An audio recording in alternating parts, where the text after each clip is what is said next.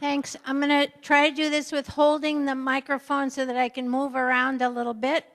My older son recently told me that clapping is high-fiving yourself for somebody else's accomplishments.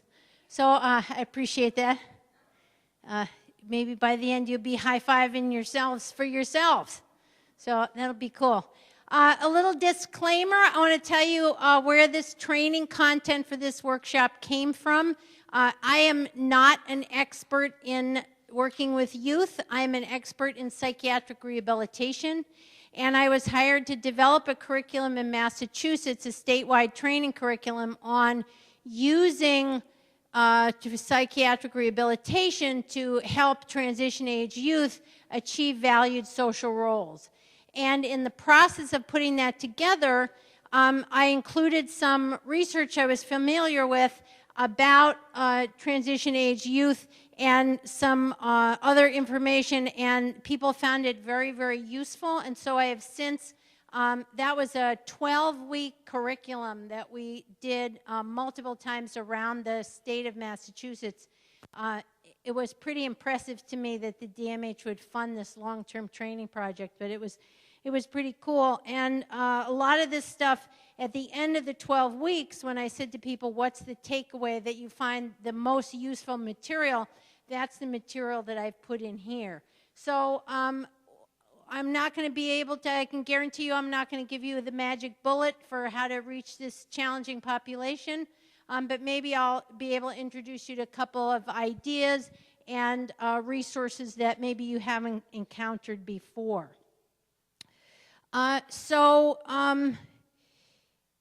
I do want to tell you there is supposed to be a flash drive that has my slides on it, and there's also a little handout that goes along with this training.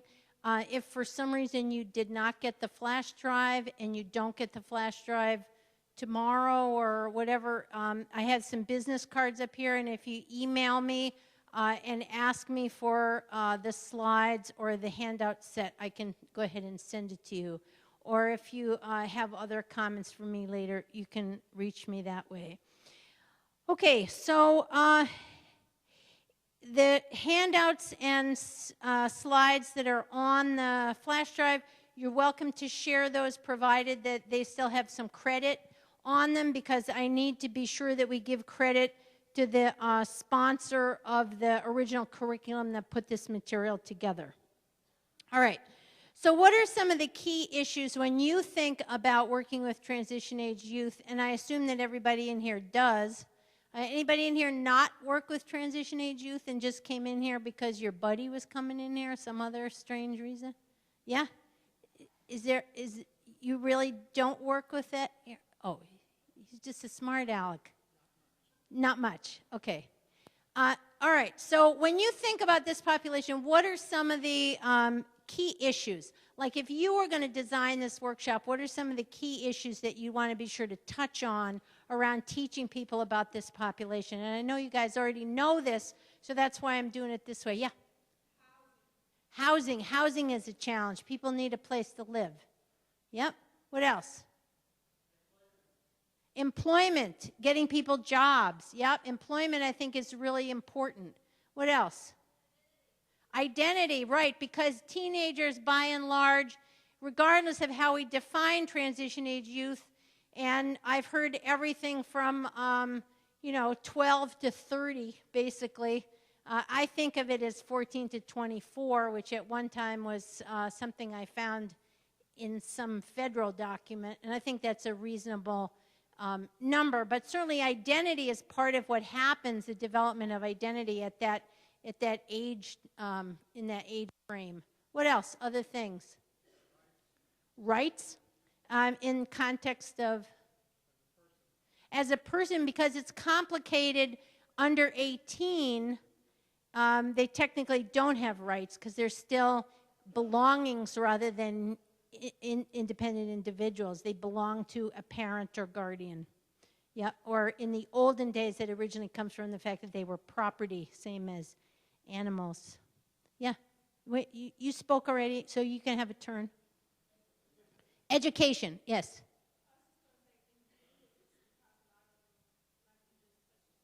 Yeah, independence. How do you help people make the shift from being not independent to suddenly having all sorts of rights? And it's a sudden shift, like over the course of a day that happens. Yeah? Developmental needs, right. So there are a lot of these things, and some of these things that you've said I've captured on my first slide, so let's just put that one up here. Emotional and behavioral difficulties certainly is what brings people into the system in the first place. Institutional and system transitions. The rules change dramatically from the age of 17 to the age of 19. And that creates a lot of complexities. Developmental transitions, development of identity, development of a sense of responsibility, all sorts of physical things that happen. And then I'm interested that nobody brought up sort of the risks and the consequent complications of risky situations, but one of the things I think that makes this group especially challenging is the proneness to risky behavior, and that tends to be true across that age group regardless of whether they have a connection with the mental health system, behavioral health system or not. So let's talk about these different things a little bit. The first thing is around aging out. And what's the current, how does that currently work here? Like, what are some of the things you encounter as people age out, and what are the ages where those things occur? What are some of the changes that you guys have to deal with around that age group? Medical coverage stops at age 18, so that's a big deal. What do people do about that now?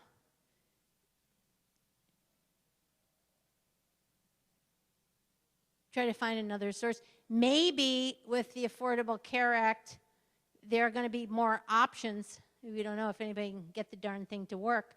But, you know, maybe that will be something that will change in the next couple of years. But certainly the health insurance issue is a big one. What else? Other systems, transitions that people are aging out from. School, yeah. Foster care. The legal system.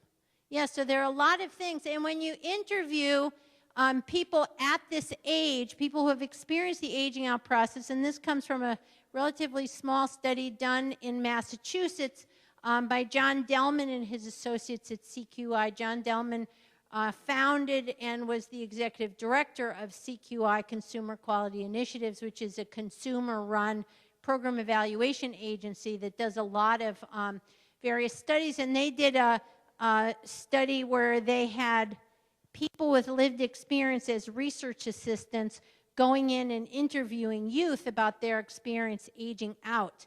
And they wrote up this nice report, which I think is probably not available on their website anymore, but I'm not sure. Anyway, these are the things that they talked about. It shock and helplessness, the experience of not being prepared, that the transition came as a big surprise to them. The process felt unstable. That's probably not a surprise to you guys. I'm sure on the provider side it feels a little bit unstable from your end as well. Loss of interpersonal support. In spite of the fact that many of the young people would sort of argue against or fight against the very people who were providing them care and services, the fact of losing those people was a difficult transition for a lot of people. And then the shock of entering adult programs or hospitals, of suddenly going from being with people your own age or younger than you to suddenly being with people, a lot of whom may have been quite older and look much more impaired than you were accustomed to seeing. It kind of creates a whole different picture for you. And a lot of people talk about sort of a feeling of hopelessness when they are suddenly involved in a program where they see a lot of people who are much older than they are and not doing anything, and they have this terror that their life is going to turn into that. So that was something that they really talked about. And then the other half of the study, and this I thought was interesting, was their expressed needs. What would they have wanted to assist them through the transition? And these were the things that they had mentioned. Adult independent living skills training. They wanted more help. One of the things that they mentioned was help with balancing a budget, help with managing their money, learning how to write a check, learning how to handle dealing with the bank account. The advanced planning for the transition, in spite of the fact that there's a lot of mandated preparation for transition planning. For a lot of people, they describe that as not really happening for them. If you guys were going to say, how effective are you in Missouri with transition planning, and what age does it start at, what would you say? Things going well, not so well? How soon do you start? Does it really prepare people for the transition, for the aging out process? What would you say? It starts at age 16? Everybody agree with that? You tend to start at age 16? Anybody start younger than that? Yeah, when do you start? 14? Anybody start later than 16? Anybody who has worked with people who never really had a transition plan? Yeah. So there are a lot of people who are not getting the kinds of transition planning and transition assistance that they need. I think in general, the field of developmental disabilities and intellectual disabilities does a much better job helping people do transition planning in advance than we do on the behavioral health, mental health, emotional disability, emotional disorder side of things. People expressed an interest in being involved in planning for the transition, that where transition planning did occur, a lot of people expressed disappointment with their lack of involvement. And then they specifically named some of the same things that you guys are talking about. Finding a home, finishing school, finding an enjoyable job. And then there are sort of help with general mental health issues and issues with friends and family. And there was a lot of interest in spending time being involved in programs that included people of their same age. So none of this is a surprise to you folks, but it's just sort of backdrop to what I wanted to talk about. And what I wanted to really talk a little bit around developmental issues. And I have a couple of things I want to talk to you about that. One is this idea that there are developmental tasks that occur during transition age. And I really like this framework of thinking about adolescence and young adulthood because it's a very strength-based approach. And so we're going to do a little activity with this. And then I'm also going to talk a little bit about cognitive development and a little bit about research on neurological development and what that means for the work that you do. And this part is the stuff that people have told me in the past was particularly helpful and that they really hadn't had as much exposure to. So this is developed by some guys who came up with this list of tasks. These are what people need to build during their transitional age between 14, and this is in the handouts that is on the flash drive if you happen to have the flash drive. And there's a little bit of a description of each of these. So let me tell you what each one is, and then I want to hear from you some examples of how people build up these different areas. So the first one is competence. This is social, academic, cognitive, and vocational skills. Social, academic, cognitive, and vocational skills. So what are some things that you notice that people do in this transition age to build up those skills? What are some things they experiment with? What are some things they get involved with that can help them build competence?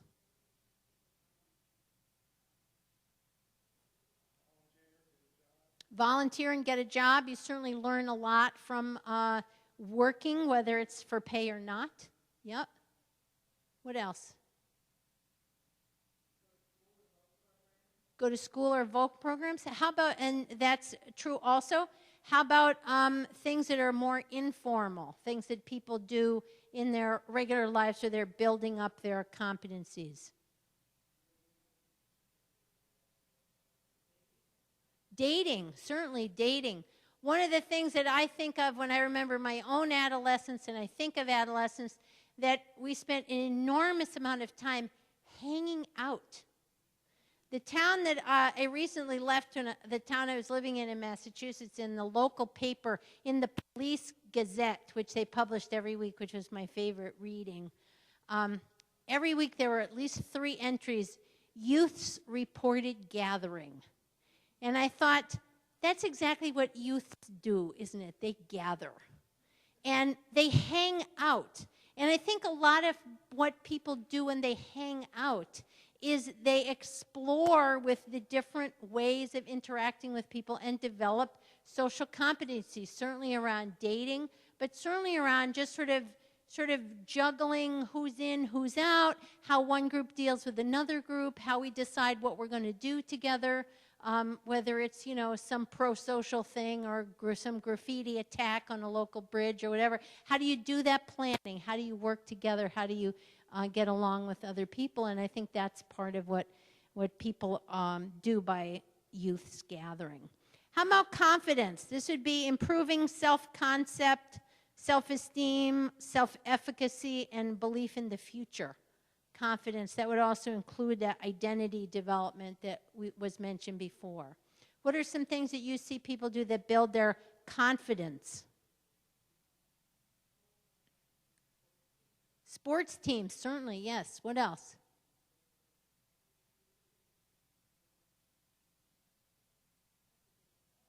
Academic accomplishments? Yep. What other things build confidence? Sure, some kind of performing arts of some sort? Yep. Being popular? Yep. How about some of the bad things that people do that build their confidence? Drink? And how does that build your confidence? No, I'm serious. I'm serious. That's exactly what I want to talk about. How does that build your confidence? Yeah, it takes a little bit of the anxiety, dulls the little anxiety edge, and you feel more confident, right? You're more social. You're maybe willing to try some things you wouldn't have tried before, but you're sort of a little, you know, hanging out there, and so you're willing to try it, and maybe you pull it off, and that makes you feel more confident.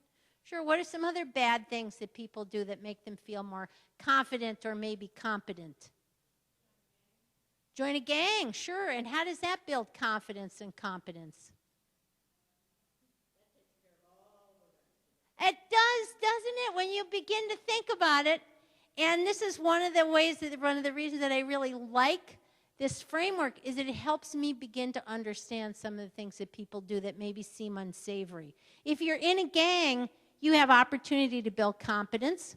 There are going to be things a gang expects you to do, and you're going to have to pull them off or you're going to be in big trouble. You have confidence. What do you get? What kind of confidence do you get from being a member of a gang?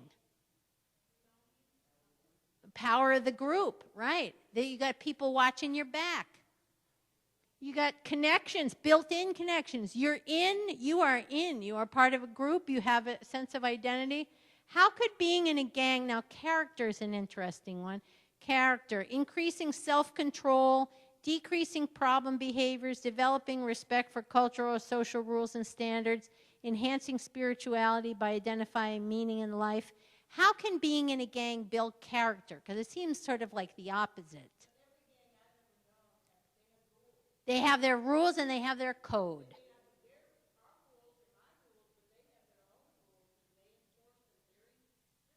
Yeah, so it's the code, it's how you come up with the code, it's how you negotiate what happens if somebody violates the code. All that sort of stuff happens in a gang. And that does build character in a way. Maybe not the character that we're hoping that people will build, but it does. And what about caring? Caring meaning improving the ability to identify with others and to feel empathy. You care about your own, right? You care about the other people who are gang members. And I like this framework because it's really a way of starting to take apart some of the things that we see that as problem behaviors and reframe them as what are those problem behaviors doing in a way that helps people achieve the very developmental tasks of adolescence that we would rather they achieve in a different way, and it helps us appreciate the strengths that they have and the strengths that they bring to life, even if they got them in a sort of a screwy way. One of the examples that I always think of with adolescents, another one you could sort of run through the list, is they drink too much, they all pile in a car, and then somebody drives too fast, right? Very common situation for young people, gets a lot of people, young people in trouble or worse. How does that do with these developmental tests? How does that help an adolescent accomplish these developmental tests, to do something like that, something risky, something very risky?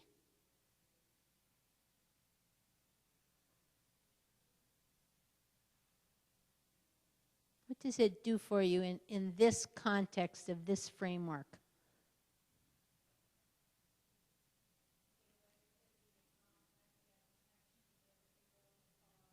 Sure. Sure. Yeah, you develop a bizarre sense of confidence that you could pull this off if you're the driver, or a sense of maybe invulnerability if you're one of the passengers and you get through it okay. A sense of connection. You are all in it together. Somebody dares you to do it and you do it. That sort of thing. You certainly are caring about each other. It can be a lot of fun to do that, and it can create a sense of excitement and connect people with each other. Sure. So there's a lot of the what we think of as bad behaviors that end up really helping people accomplish some of these critical developmental tasks. So I find it to be a useful framework. So I wanted to mention that. What I really wanted to spend a little bit of time on was talking a little bit about constructive developmental theory and a little bit about some of the neurological research that's been done in the last 10 years or so. How many people have heard about or read about this guy, Robert Kegan? Okay, Robert Kegan, I had the great good fortune of having him as a professor in graduate school, and he is one of the proponents of what he calls constructive developmental theory. And he's written 2 books, one which, The Evolving Self, I definitely do not recommend. It's very difficult to understand. He tells the story of when he was proudly bragging to his father that he had his book translated into German. His father said, "When are you going to have it translated into English?" So it kind of gives you an idea, but I can give you sort of an overview of what's covered in the book. The second book, it's called In Over Our Heads, The Mental Demands of Modern Life. What he talks about in there is the fact that adults have expectations of adolescents that are actually beyond their capacity, beyond their cognitive capacity. And it's based on the work that he did in the first book. So I'm going to try to give you a little picture of how these work. Also difficult to read, but in some ways not as difficult to read as the first book. Now he's in organizational development. He's not doing this anymore. So if you look him up, that's what you find he's talking about. So his whole point in The Evolving Self, and he originally was going to call this book Emergencies, and he uses the idea that he definitely believes that there are qualitative shifts at different points in cognitive development. He's sort of a student of Piaget. You guys all remember Piaget with his stages, cognitive changes at different stages. And what he talks about, which I think is a really interesting idea, is that as people emerge from one stage, cognitive stage, to another, they have what he calls an emergency, in the sense that at one stage you get to the point where your mental framework doesn't work in your world anymore, and you have to develop a new mental framework. But there's a time period between operating under one framework and operating under another when you're off balance.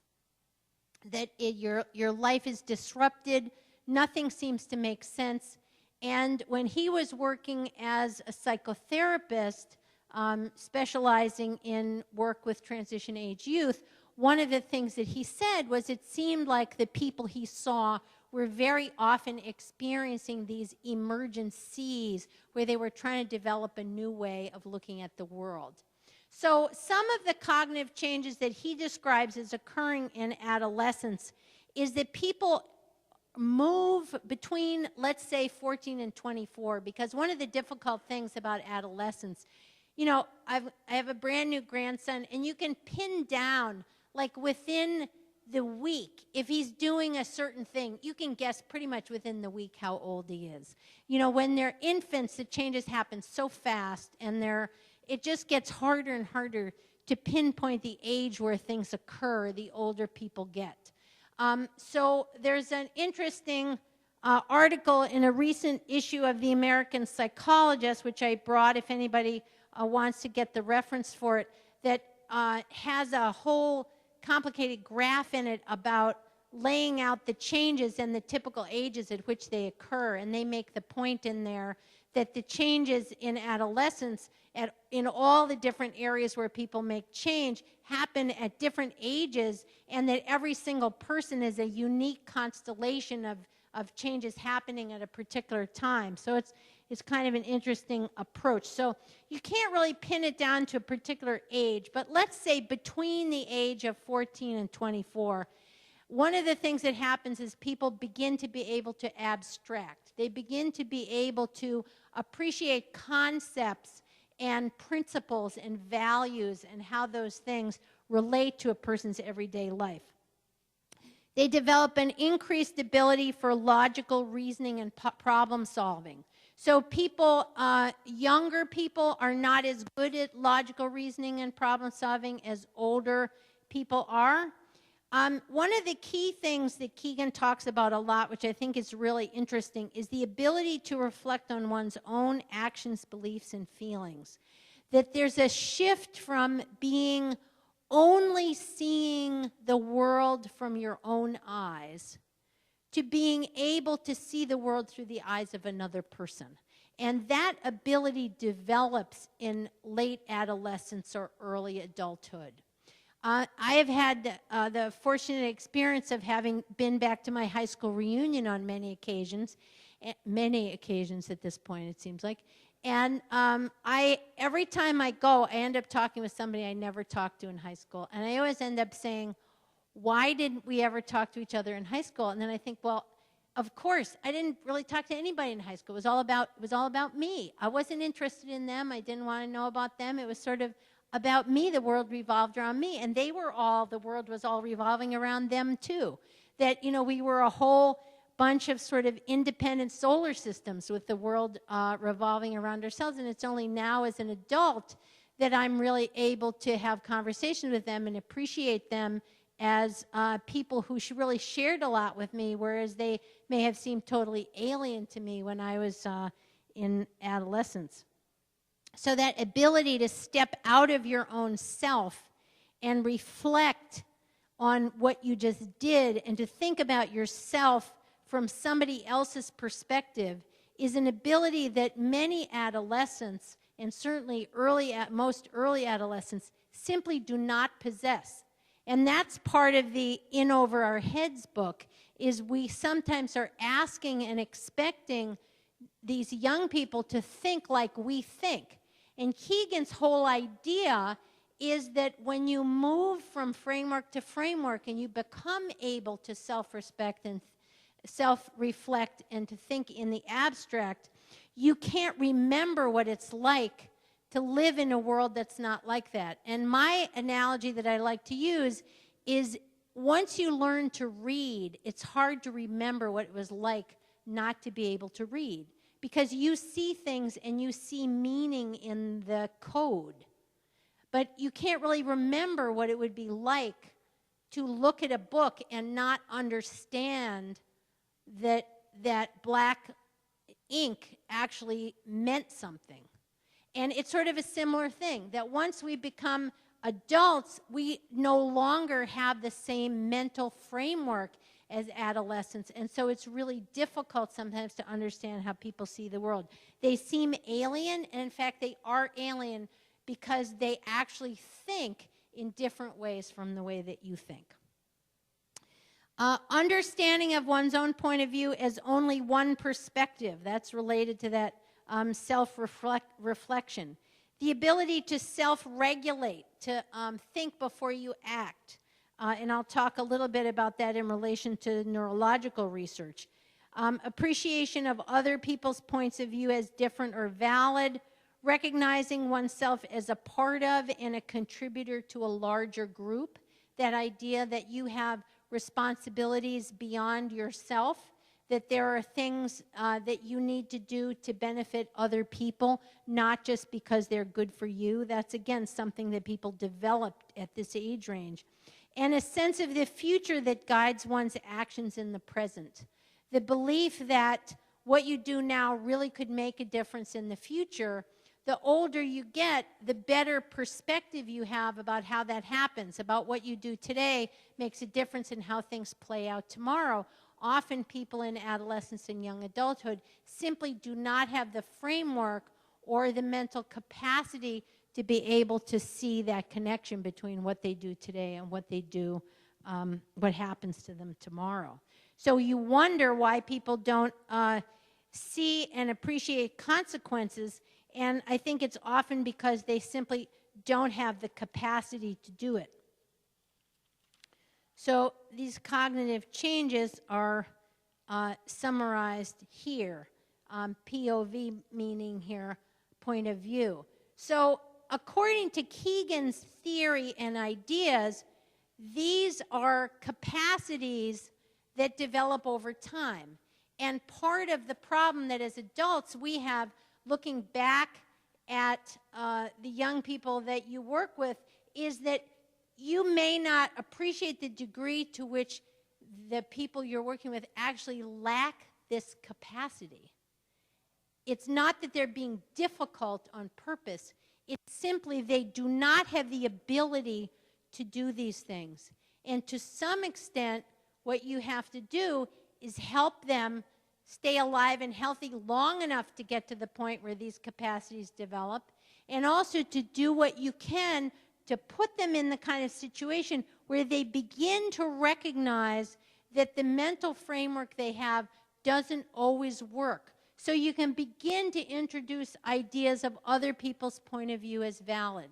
One of the very big benefits of doing work with people in groups in general, but I think young people in particular, is beginning to appreciate other people's points of view. That's what happens in a group. People share their own points of view, and there's compare and contrast how people see the world. And that can help develop the idea that my point of view is only one perspective and other people's points of view are valid.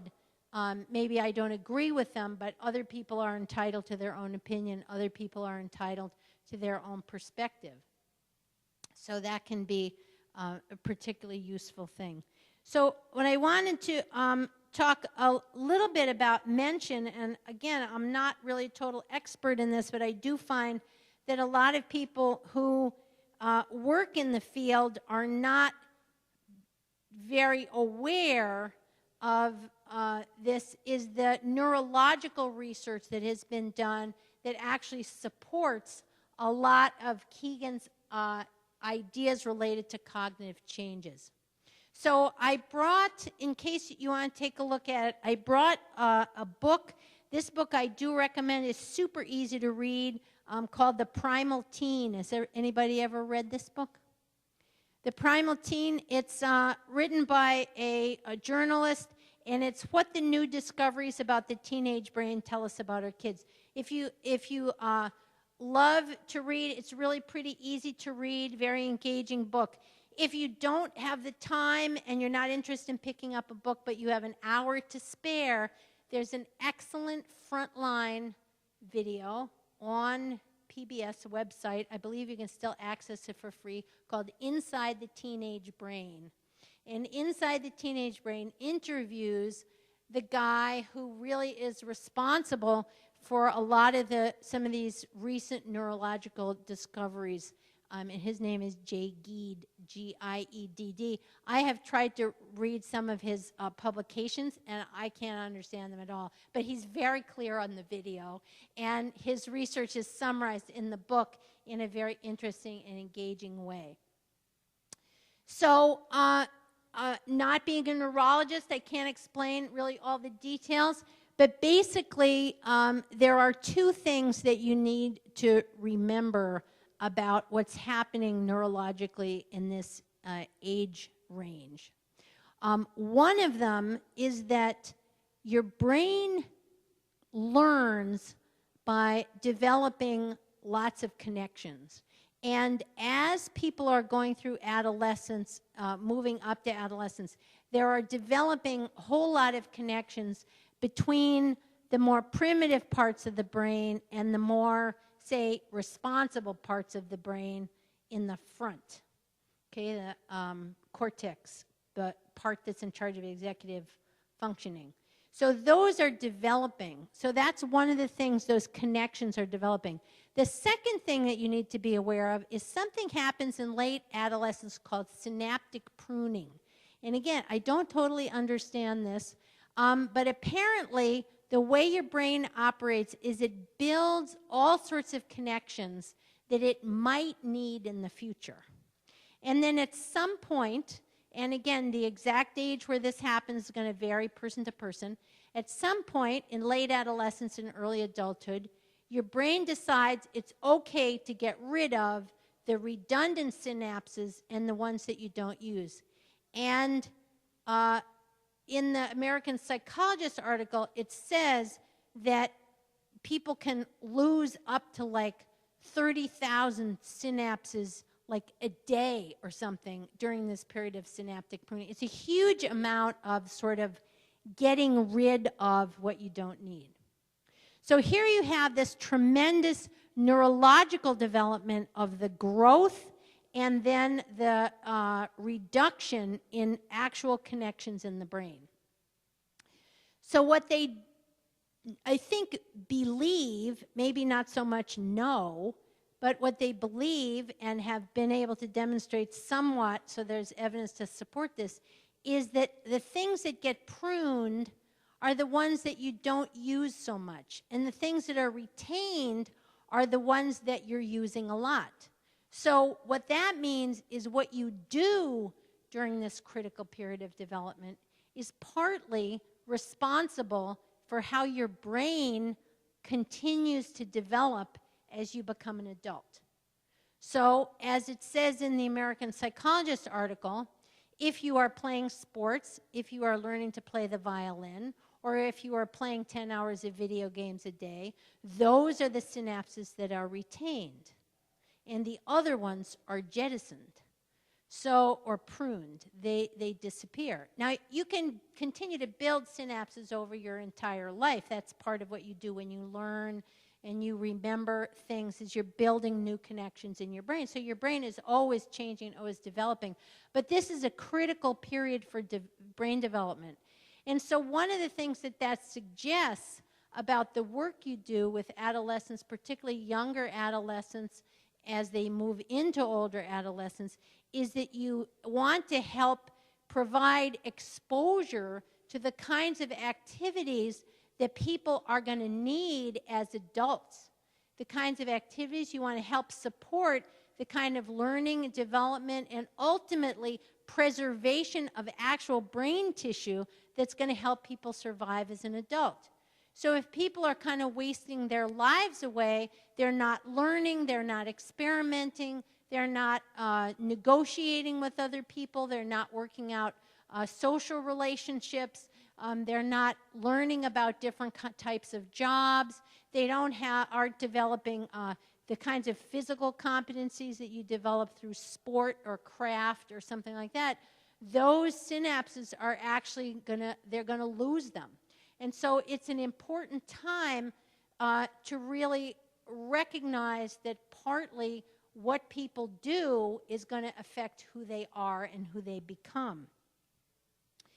I think the other thing related to this is the idea that the self-regulation that often is lacking in adolescence because the neurology is not there to support it. There simply is not the brain capacity to provide the kind of self-control that we come to expect from adults. And so you have to make a certain number of allowances and provide a certain amount of support to help people develop those abilities. There's a guy named Lawrence Steinberg who's written a number of very interesting and entertaining articles, and he's been a consultant on some national cases where they're trying to decide at what age somebody should be held accountable, like legally accountable for murder or something like that. And he has consulted on some of those cases, working with the American Psychological Association to write briefs in support of certain perspectives, and also related to the idea about at what age should people be allowed to girls be allowed to make decisions about abortions and things like that. So he consults on that. And his description of an adolescent, which I think is really apt, is that neurologically they're all accelerator and no brake.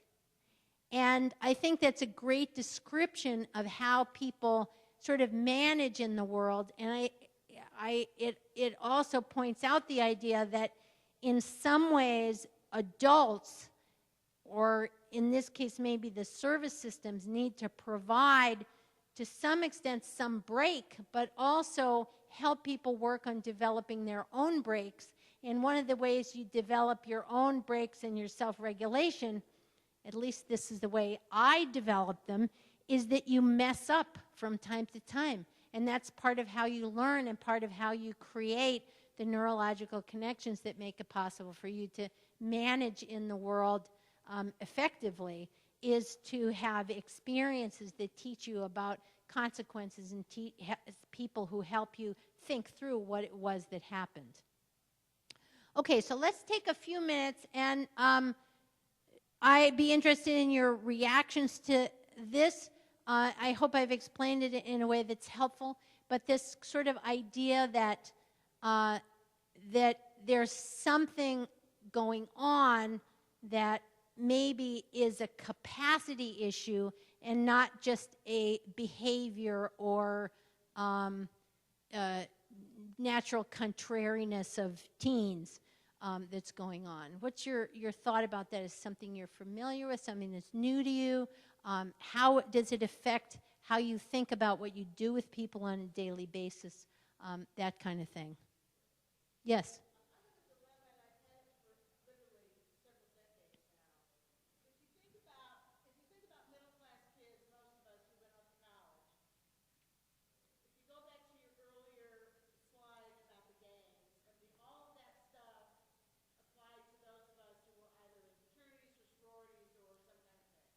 And so then what we have had the luxury of having is what I call a soft landing. What happens though with a lot of kids that we end up seeing is that not only do they not have soft landings, they just are tossed out. And we have chosen to not make possible the soft landing for them, and yet we ask people with often the least resources to somehow do things that many of us left to our own devices would never have done. Right.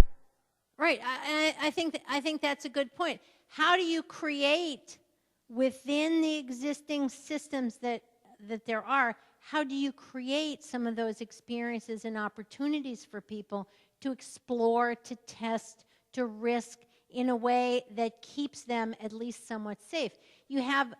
It's enormously compounded by issues that I decided on purpose not even to bring these in. All the resource deprivation, the trauma history, all that just sort of complicates it. Yeah, but one of the things that this whole issue of neurological capacity building raises for me is exactly what you're saying. How do we create situations for people that give them the opportunity to develop these abilities that are opportunities that are provided naturally to people of greater privilege? And of course, I do also want to point out that not all the people of privilege survive either. No, the chances are better, right? The odds are more in your favor, yeah. Yeah. Other thoughts, comments about if you think of this as a kind of a neurological capacity issue, how does that affect your thoughts about what you do with people and how you might do things in a different way? Yeah.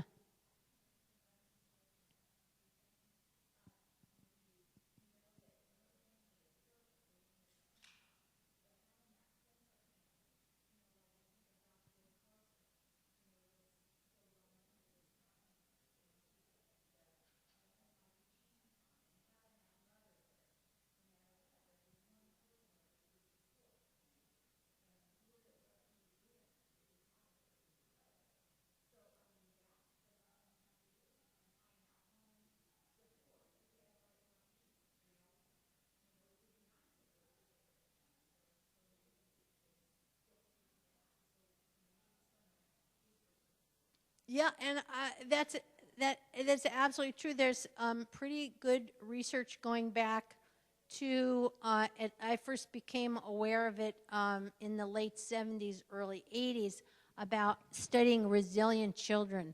You know, let's not always look at just the problem children. Let's look at the people who managed in spite of the odds being so stacked against them and what happened with them. And the common denominator is one adult. Yeah. One adult who's a positive influence, someone they can rely on, someone they can trust, and somebody who believed that they were worthy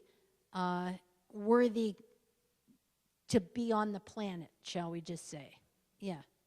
So I think that's an interesting question too, is not just how do you become or provide that connection to people, but, you know, are there things that maybe we can support outside the service system? Certainly big brother, big sister kinds of programs, you know, boys and girls clubs and things like this, where people have opportunities to connect with others that are safe, soft landing, places to develop their competence where they're not running afoul of the law, I think is really, really critical. And when you think about that idea of sort of use it or lose it with the synaptic pruning, I think that makes, to me, it feel a little more urgent to provide some of these opportunities to the young people.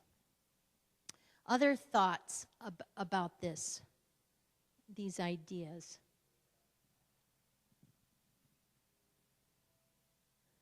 Okay, I've got a couple other things to mention, and then time set aside for questions and comments.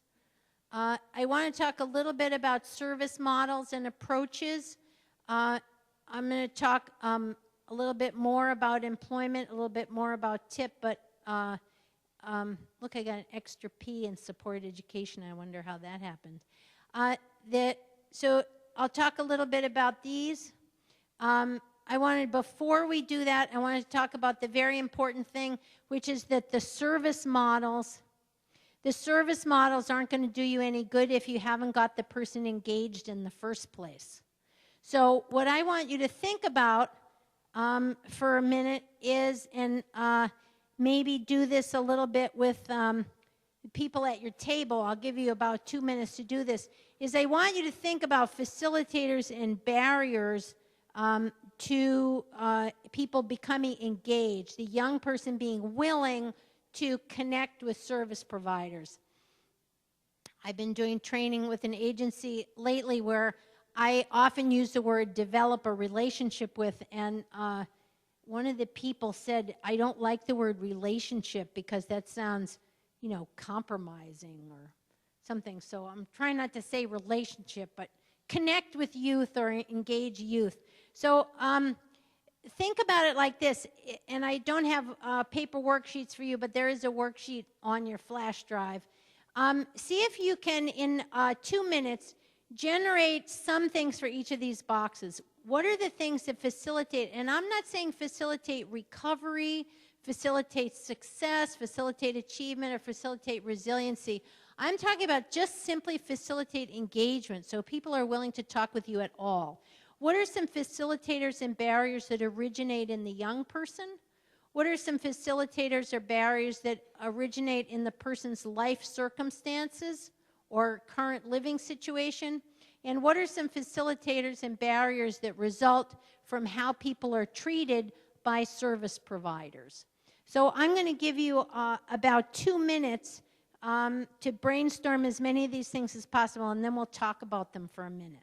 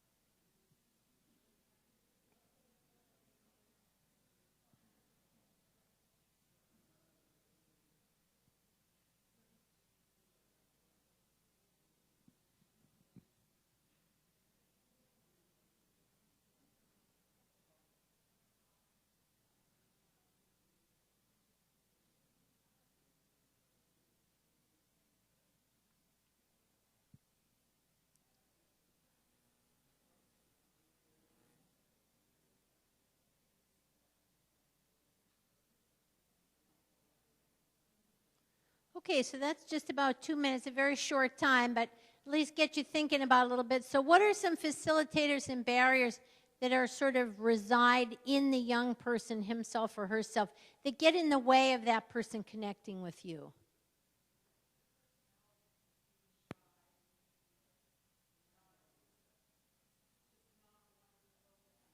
Sure. So some people are just shy or awkward or not comfortable sharing. What other things are youth-based facilitators and barriers? And by the same token, some people are outgoing, gregarious, right? Yep. So what other things sort of based in the youth? Distress? Distrust, right. So some people have a lack of trust that may be connected with circumstances or provider actions, but the sense of distrust, suspicion of you, sort of resides deeply in their heart, and it's something that's very difficult to overcome. What else? Other things that are based in the young person? They do have their own culture. Yes, their own language, right. And sometimes it comes across as, even if you know it, as somebody who is no longer a young person, and I don't mean to cast aspersions upon you, but it's not right to be using, I mean, it doesn't come across as credible even if you know the language and you use it. There's something about that connection. At the Boston University Center for Psych Rehab, they had a mentoring program that they had a grant-funded project for youth mentoring program to connect people, older people with psychiatric disorders, to serve as mentors, sort of like a big brother, big sister kind of thing. The general reaction, the program totally bombed. And the main reason was they're too old. The mentors were too old. And this was like, the young person was like 17, the old person was like 26, you know, but too old. We have nothing in common. So yeah, so that sort of the youth culture that wanting to be with people like me can get in the way. Yep, other things, sort of youth-based facilitators and barriers, yeah.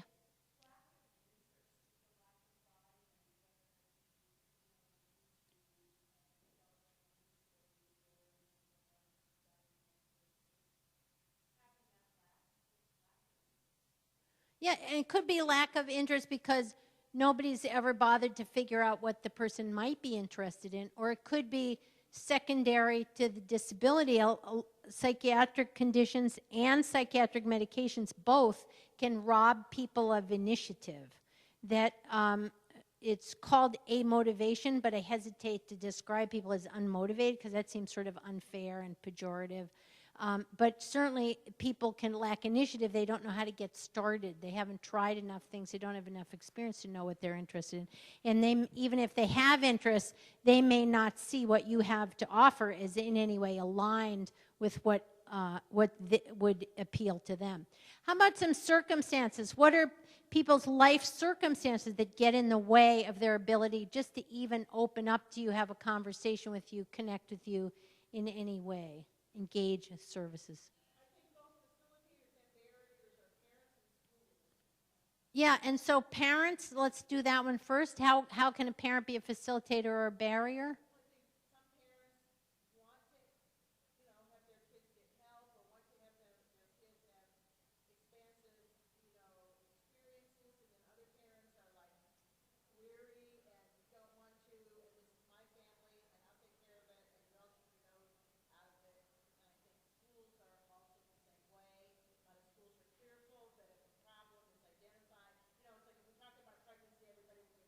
Right.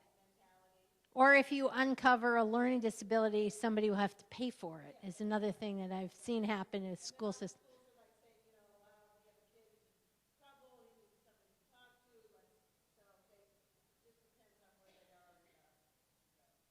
Yeah, and certainly the degree to which surrounding people give a similar message or a contradictory message to the message that's coming from service providers can make a difference too.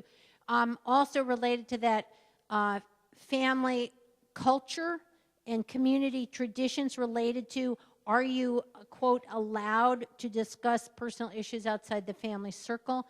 Certainly can make a difference. What are the rules about what you share and how you share and when you share and with whom? Yep. Other things, circumstances? Stigma? Sure, absolutely. You're talking about people who have a shaky sense of identity anyways. They certainly don't want that identity to turn out to be mental patient. What else? Other circumstances?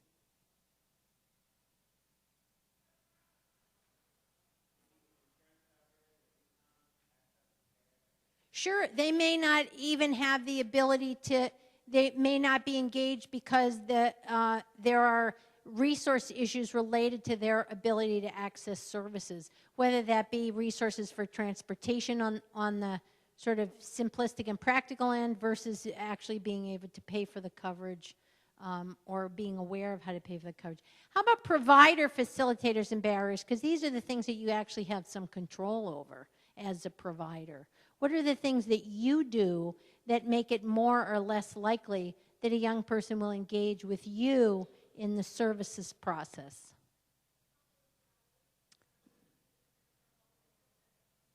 Yeah, so confidentiality, that the belief that what I tell you is going to be between us, or whether it's shared with my, automatically shared with my parents or caregivers, is going to make a difference. And the degree to which I feel reassured by what you tell me is going to make a difference in my willingness to talk to you, certainly. Yeah. What other things do providers do or not do that can help or hinder the engagement in services?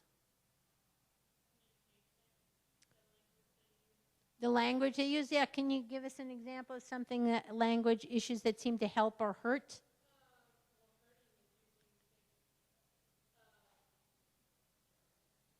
Jargon?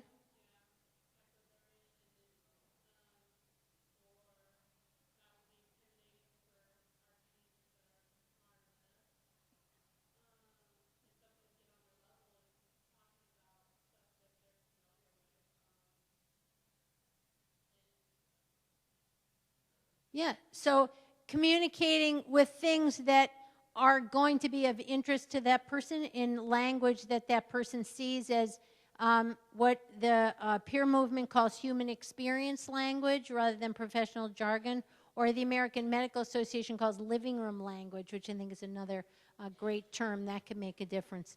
Nagging is a great barrier. One of the things that I see as a huge problem with the service provision, the whole service system.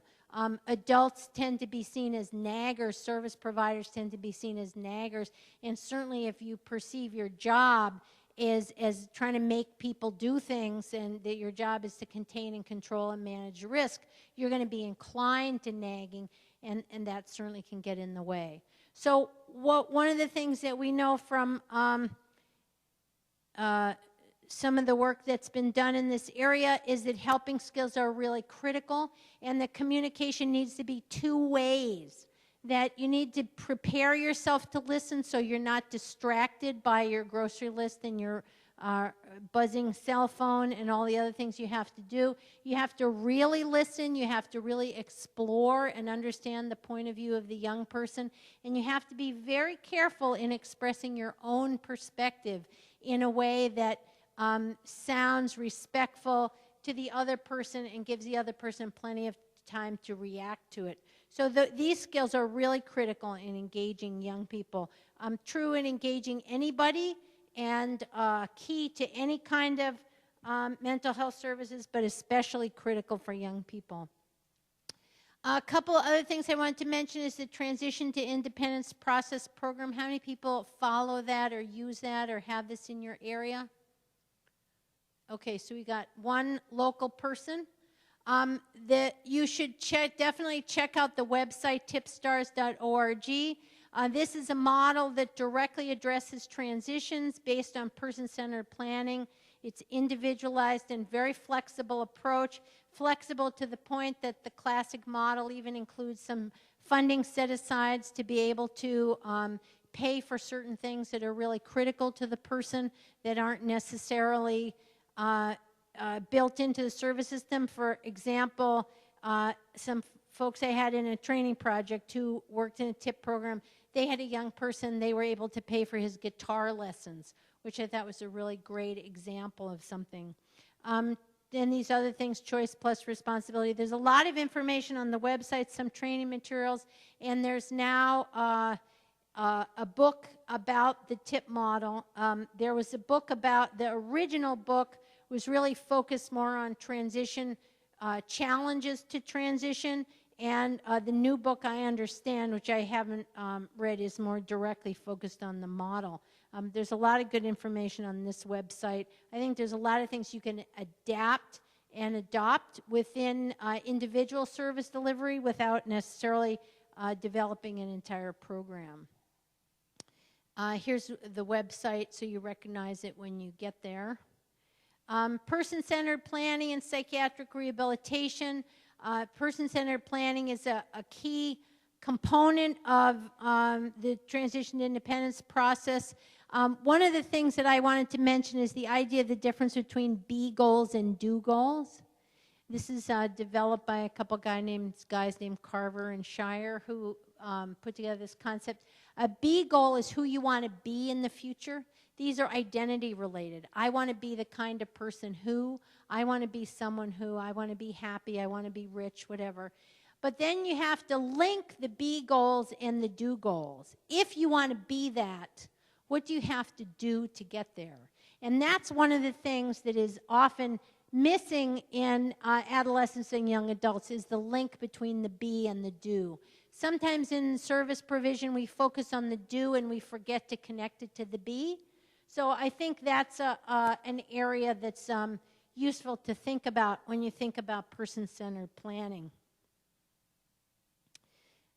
Employment, we don't know yet exactly what is most effective in helping young people gain competitive employment. There is some research that is suggesting that existing support employment services for adults do not necessarily work with young people. We're developing more about that, and we're recognizing the key role of education as a path out of poverty for people. So I wanted to mention that. If you're unfamiliar with supported employment, there's a lot of information about supported employment available on the web. The Substance Abuse and Mental Health Services Administration has an evidence-based practice toolkit on supported employment that's free for download, but you do have to be aware that it's not going to work exactly the same way with young people. Employment services for young people really need to focus on career development and exploration the same way we all did, where we all worked at a number of different jobs where we learned things about ourselves more than learning things about the work. So that's something to keep in mind. And that brings us to the end. I only have a few minutes left for comments and questions, but I'm always interested to know, because a lot of times I'll do a similar training in other venues, so I'd really be interested to know what is the takeaway for you from today. So when you think about the things that we've sort of blasted through here, that you have a chance to investigate a little bit more on your own, what are some of the things that we covered that you think are useful things, or things that you want to follow up on, an action step you want to take for continued learning? Where do we go from here? What's next for you guys in learning about this topic? And what's the takeaway, useful information that you got from today? Neurological development, to realize that there's actually some physical explanation for why some of these people are the way they are. Yeah. I find it much easier to kind of back away from my emotional reaction to some of the things that young people do when I think about adolescents as undergoing these significant neurological changes. Other things, other good takeaways from today?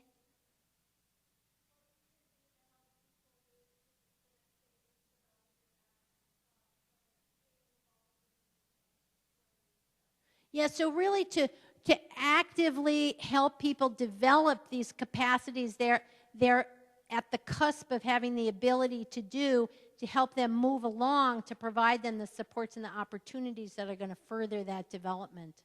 Yep, anything else? Other things? I totally encourage you to watch this Frontline episode. If you cannot find it, you can email me. This is my website. There's a link to my email on the website. There's also some information there on person-centered planning and other stuff related to psych rehab and recovery that you can find links there. If you can't find the Frontline episode, you can email me and I'll send you the link. I also have some business cards up here, and anyone who wants to take a look at the book, The Primal Teen, I brought it all the way here from New Hampshire just so you could look at it if you want to. So please do come up and take a look. And I thank you very much for your kind attention. Any other housekeeping things at the end of the day, since this is, they're free to go from here. So I can say class dismissed.